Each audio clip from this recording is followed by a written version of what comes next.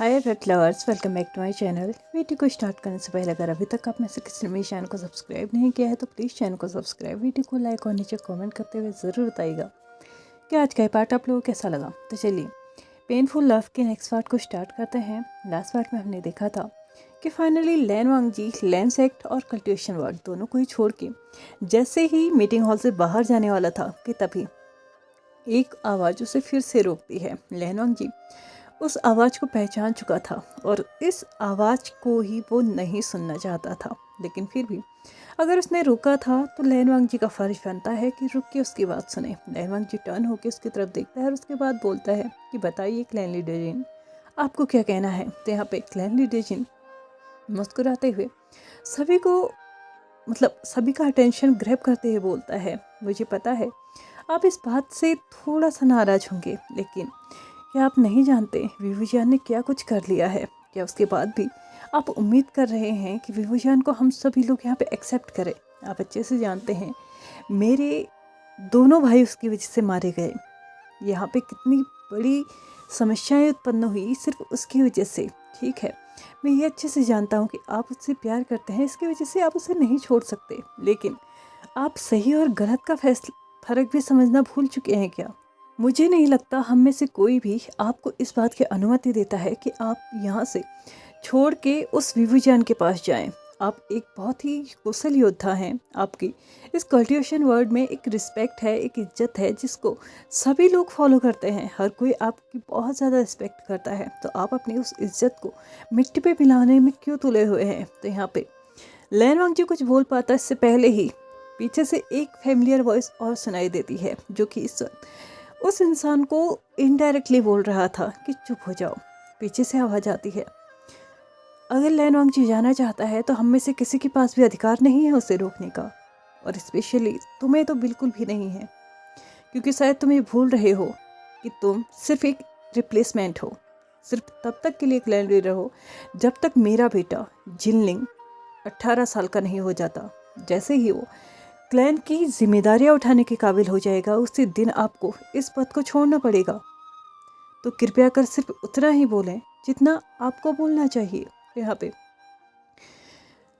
मैंग्याओ मुड़ते हुए अपनी सिस्टर इन लॉ यानी कि यानी की तरफ देखते हुए बोलता है, माफ़ कीजिएगा लेकिन मेरे कहने का ऐसा कोई मतलब नहीं था। तो यहाँ पे यानली उसे आंसर करती है, मैं जानती हूँ इस वक्त क्लैन लीडर आप हैं, लेकिन आप भी अच्छे से जानते हैं कि हर किसी ने उस वक्त मुझे क्लैन लीडर बनने के लिए बोला था, लेकिन फिर भी मैंने आपको चूज़ किया।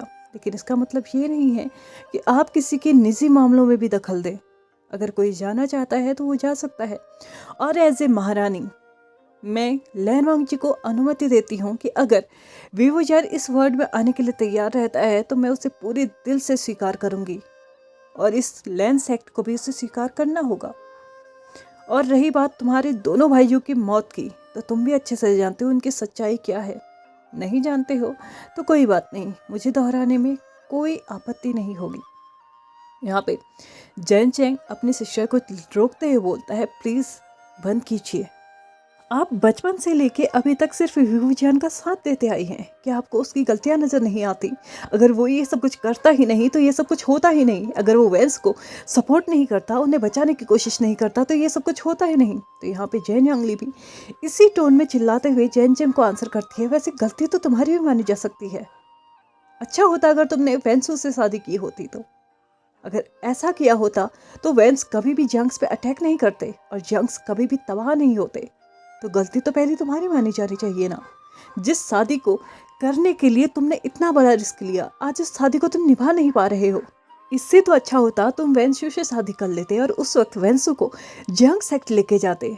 अगर तुम उस वक्त वेंसू को जंग सेक्ट लेके गए होते, उसे वहाँ पे रखा होता, तो वेंस कभी भी जंग्स पे अटैक नहीं करते, और जंग्स पे अटैक नहीं होता तो पूरी कल्टिवेशन वर्ल्ड इतनी तरीके से अग्रेशन नहीं होती, और कहीं ना कहीं वेंसू अपने पिता को कंट्रोल करने में तुम्हारी हेल्प कर सकता था। तुमने भी तो गलतियां की हैं, माना अनजाने में ही सही, लेकिन गलतियां तो की हैं ना। हम इसका ब्लेम तुम्हारे ऊपर भी तो डाल सकते हैं। तुम्हें इस वक्त अपनी प्यार लैन सिचैन से शादी करनी थी, लेकिन वो प्यार कुछ ही टाइम में तुम्हारा खत्म हो गया, और पिछले 16 सालों से तुम ऐसा रिश्ता निभा रहे हो जो कि कोई मायने ही नहीं रखता है। तुम्हें क्या लगता है जैसा रिश्ता तुम निभा रहे हो, जिस तरीके से सफ़र तुम दोनों कर रहे हो, बाकी लोग भी उसी तरीके से सफ़र करें? मेरा वुजियान लगभग 16 सालों से अपने प्यार से, अपने पार्टनर से, अपने सोलमेट से दूर है। अब मैं नहीं चाहती कि वो ऐसा कुछ करे। मैं तुम्हें पिछले 16 सालों में बहुत बार समझा चुकी हूँ, लेकिन तुम्हारी समझ में कुछ भी नहीं आता है। तो मैं अब तुमसे कोई उम्मीद भी नहीं कर रही हूँ। लेकिन अगर कोई अपने रिश्ते को बचाने की कोशिश कर रहा है ना, तो तुम जैसे लोगों के बोलने की इसमें कोई ज़रूरत नहीं है। जो खुद के रिश्तों को नहीं सुधार सकते, वो दूसरों के रिश्तों में घुसने की कोशिश ना करें। तो यहाँ पे सबसे बड़ा और सबसे अच्छा काम यही होगा। और रही लैन वांगची की बात, मैं तुम्हें पूरी अनुमति देती हूँ, क्योंकि इस वक्त सबसे बड़ा जो आदेश माना जाता है वो मेरा ही माना जाता है। और मैं तुम्हें पूरी तरीके से छूट देती हूँ। अगर विभूजियान इस वर्ल्ड में आने के लिए तैयार रहता है तो मैं और ये पूरा कल्टिवेशन वर्ड उसे एक्सेप्ट करेगा, भले ही उसने गलतियाँ की हैं या नहीं। इसका हम बाद में फैसला करेंगे, अभी नहीं। तुम्हें मैं जाने के लिए बोल रही हूँ। उम्मीद है तुम्हारी यात्रा सफल रहेगी।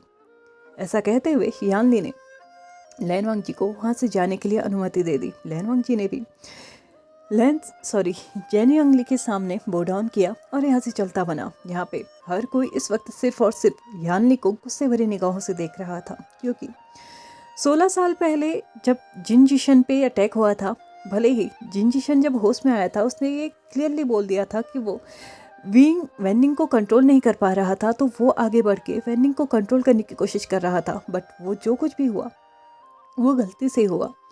इस सब में वेनिंग या वीइंग दोनों में से किसी की भी कोई गलती नहीं है। लेकिन कल्टिवेशन वर्ड को तो एक मौका चाहिए, एक बहाना चाहिए किसी को भी एक मुजरिम ठहराने के लिए।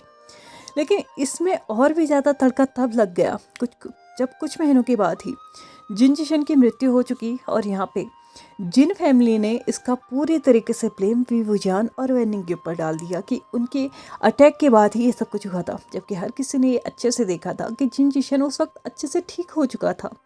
भले ही ये बात कहीं ना कहीं जिन हीलर्स ने भी कंफर्म की थी कि उस वक्त जो अटैक उसके ऊपर हुआ था वो काफ़ी हार्ड था, काफ़ी स्ट्रॉन्ग था। उसकी वजह से वो पूरी तरीके से रिकवर नहीं कर पाया और अपने आप को रिकवर करने के चक्कर में उसने कुछ ज़्यादा ही चीज़ें प्रेशराइज अपने आप को किया था और यहाँ पे लास्टली वो अपना दम तोड़ चुका था। बट इसका पूरी तरीके से ब्लेम भी विवुजान के ऊपर डाल दिया गया। दूसरी तरफ कुछ ही टाइम के बाद जिन जिशियान की मृत्यु हो चुकी थी और वो एक कर्स की वजह से हुई थी, 100 होल्स कर्स की वजह से। और यहाँ पे फिर से एक कंक्लूजन निकाल दिया गया, ये कर्स भी विवुजान ने ही जिन जिशियान को दिया था। ऑफ कोर्स सी बात है, हर कोई इसी बात के लिए एग्री था, हर किसी को यही मानना था। और फिर से विवुजान एक बार यहाँ पे सबके सामने एक गुनहगार बन गया। इसके अलावा भी बहुत सारी छोटी मोटी चीज़ें थी जिसके लिए डायरेक्ट इनडायरेक्ट विवुजान को ही ब्लेम कर दिया गया। जब भी कोई छोटे मोटे अटैक्स होते थे, छोटी मोटी प्रॉब्लम्स होती थी, उसके लिए तक विवुजान को ही यहाँ पे गुनहगार ठहराया गया। यहाँ पे जेन यांगली और बार भी बोलना चाहती थी या बोलती भी थी, लेकिन शायद आज उसकी सहन शक्ति जो थी ना वो सीमा से पार हो चुकी थी। इसलिए अपने ब्रदर इन लॉ और ब्रदर दोनों को ही मुंह तोड़ जवाब इसने फिलहाल के लिए दे दिया था। लेकिन क्या ये लोग इतनी आसानी से शांत रहेंगे और क्या जिन यांगली इसका सामना कर पाएगी, ये तो हम बाद में देखेंगे। फिलहाल हम लोग लैन वांगजी की तरफ देख लेते हैं। लगभग पूरा दिन सफ़र करने के बाद, कभी अपनी बीचिन से तो कभी पैदल तो कभी रेस्ट करते हुए, फाइनली एट द इवनिंग वो पहुंच चुका था। कहाँ? ब्यूरल माउंट में। ब्यूरल माउंट में वो आसानी से ये ऑब्जर्व कर सकता था, महसूस कर सकता था कि यहाँ पे बहुत ज़्यादा स्ट्रॉन्ग बैरियर्स हैं। अगर कोई कल्टिवेटर आया, शायद वो छूने भर से ही उसको एक जोरदार झटका लग सकता है। इसलिए लैन वांगी फिलहाल के लिए काफ़ी सावधान था, क्योंकि अंदर जाने से पहले वो घायल नहीं होना चाहता था, क्योंकि उसको वीइंग को अपने आप को फिट एंड फाइन दिखाना था। इसलिए उसने हल्के हल्के से उन बैरियर्स पे, उन कवचों पे अपना हाथ लगाना शुरू किया। बट सरप्राइजिंगली उसका हाथ बहुत सॉफ्टली अंदर गया, जैसे कि उसके लिए ये बैरियर्स बिल्कुल काम ही नहीं करते हैं। यहाँ पे जैसे ही लैन वांगजी ने उन बैरियर्स को टच किया, अपने कदमों को आगे बढ़ाया, तो उसे महसूस हुआ कि ये बैरियर्स में वो पूरी तरीके से अलाव है। वो अपने आप में ही थोड़ा आगे जाके रुका, उसके बाद टर्न हुआ और उसके बाद सोचने लगा, क्या सच में विंग अभी तक उसका इंतज़ार कर रहा था? क्योंकि इन बैरियर्स में कुछ भी मॉडिफाई नहीं किया गया है और स्पेशली ये आज भी मुझे अलाउ करते हैं। क्या सच में उसने ये सोच के इन्हें सेट किया है कि मैं कभी उसके साथ आऊँगा? मुझे यकीन है वो मेरा इंतज़ार कर रहा होगा। लेकिन मैंने उसकी उम्मीद को शायद कुछ ज़्यादा ही इंतज़ार करा दिया। लेकिन कोई बात नहीं, अब मैं आ चुका हूँ, तो मैं अब अपनी पूरी कोशिश करूँगा कि उसकी सारी उम्मीदें, सारी ख्वाहिशें, इन 16 सालों का सारा इंतज़ार एक पल में ही पूरा कर दूँ। ऐसा कहते हुए वो मुस्कुराते हुए आगे बढ़ने लगा। लेकिन दूसरी तरफ विंग, जो कि अपने केव में था और फिलहाल के लिए कुछ मेडिटेशन में बैठा हुआ था। हालांकि ये समय खराब सही नहीं था, बट अभी अभी उसने कुछ इन्वेंशन किया था और अच्छा खासा धमाका भी, जिसकी वजह से उसे अपनी पावर की ज़रूरत थी। इसलिए फ़िलहाल के लिए वो मेडिटेशन में लगा हुआ था। बट जैसे ही उसके बैरियर्स पे किसी ने हाथ रखा था, भले ही वो इंसान अलाउड हो या ना हो, लेकिन फिर भी विंग को पता चलना तो स्वाभाविक है। आखिरकार उसने ही बैरियर्स बनाए हैं, तो उनको किस तरीके से रखना है, किस तरीके से मेंटेन करना है, और उसको उसके अंदर घुसने वाले इंसान का या ना घुसने वाला इंसान का पता लग पाए या नहीं, ये भी उसी के ऊपर है। इसलिए जैसे ही लैन वांगजी ने उसके बैरियर्स को टच किया था ना, इधर वीवूजन को पता चल चुका था कि कोई तो है जो उसके बैरियर्स पे छेड़खानी कर रहा है। बट सरप्राइज वो तब हो चुका था जब उसने अपने आप से ही फील किया कि वो इंसान बैरियर्स के अंदर आ चुका है। इतनी नाइट में कोई जाएगा नहीं, आई मीन ब्यूरियल माउंट से कोई जाएगा नहीं। युवान को बैरियर से कोई फ़र्क पड़ता है नहीं, आई मीन उसके लिए बैरियर्स पूरी तरीके से वैनिश टाइप के हैं, जिनका कोई असर ही नहीं होता है। तो यहाँ पे सिर्फ अचानक से उसके दिमाग में एक ही इंसान घूमता है और वो था लैन वांगजी। वो अपने आप में ही झटके से अपनी आंखों को खोलता है, उसके बाद सोचता है, क्या सच में, क्या वो सच में यहाँ पे आ सकता है? कहीं ऐसा तो नहीं ना कि वो युवान को लेने आया है? यहाँ पे विंग बहुत ज़्यादा शॉक था और बहुत ज़्यादा डरा हुआ भी था। क्या होगा अगर लैन वांगजी अपने बेटे को यहाँ से लेने के लिए आया होगा तो? बट उसके दिमाग में एक बार भी ये नहीं आया कि लैन वांगजी शायद उसके लिए भी आया हो, और हो सकता है उसका कोई रीज़न रहा हो।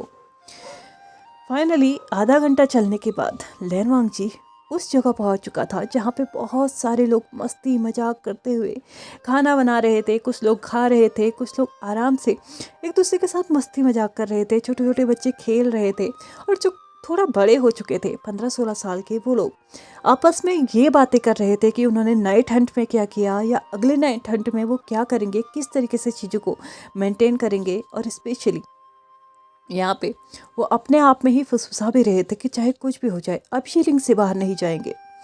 यहाँ पे लैन वांगी चारों तरफ देखता है तो उसे यहाँ का नज़ारा ना बहुत अलग नज़र आ रहा था। एकदम ऐसा जैसे कि खुशियों से भरा हुआ हो, ऐसा जैसे कि यहाँ के हर एक छोटे से छोटी जगह पे ना, हर एक इंच में ना एक अलग ही हैप्पीनेस भरी हुई है। हर एक इंसान मुस्कुरा रहा था, हर एक इंसान अगर काम भी कर रहा है ना, तो भी उसके फेस पे इतनी ब्राइटनेस थी ना कि जैसे वो काम ही उसके लिए सब कुछ हो। हर एक इंसान को वो धीरे धीरे ऑब्जर्व करने लगा था। बट उसकी नज़र एक ऐसी जगह पे जाके रुकी जहाँ पे जाने के बाद वो बहुत ज़्यादा सरप्राइज था।